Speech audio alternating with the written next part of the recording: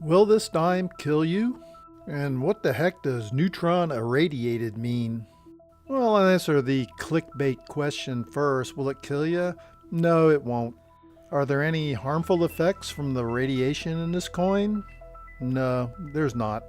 But to answer the question about what neutron irradiated means, that'll take a little more time. And if you got the time, I got the dime. I've had this dime for over 60 years. I got it from the American Museum of Atomic Energy back in the mid-60s sometimes. I don't remember exactly when though.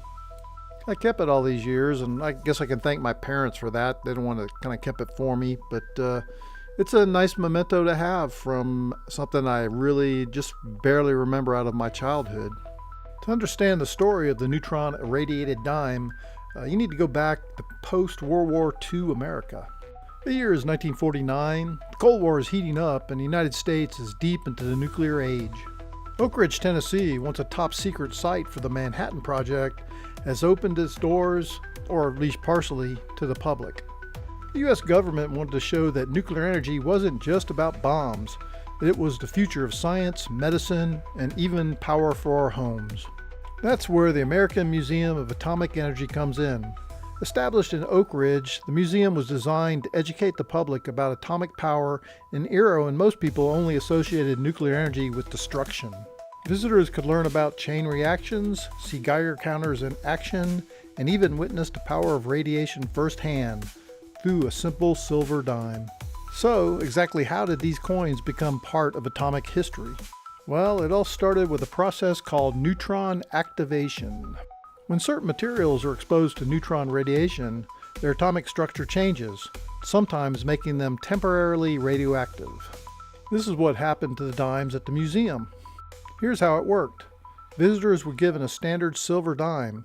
These were pre-1965 dimes, back when they were still 90% silver.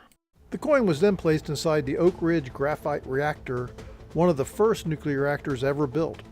Inside, the dimes were exposed to a controlled burst of neutron radiation, which activated the silver atoms, making the coins emit small amounts of radiation. Of course, these weren't dangerously radioactive.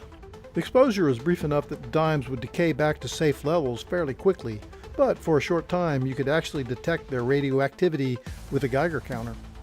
At first the dimes were attached to plastic cards that the dime was exposed, but I heard in 1963 they started putting them in the metal and plastic case like the one that I have. Unlike the dimes attached to the plastic cards, you can darn sure well know the dime encased in the metal and plastic was definitely irradiated. The reason they did this was, of course, about education. The American Museum of Atomic Energy wanted visitors to see and experience nuclear science in action. Most people had never seen anything radioactive before, much less something that had been inside a nuclear reactor. By giving them a dime that had actually been irradiated, the museum made nuclear physics tangible. It turned something abstract into something real.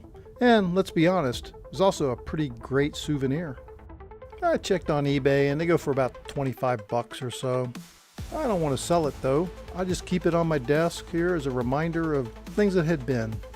The museum in Oak Ridge is still open, but they changed the name, and I'm quite sure they don't give away any more irradiated dimes.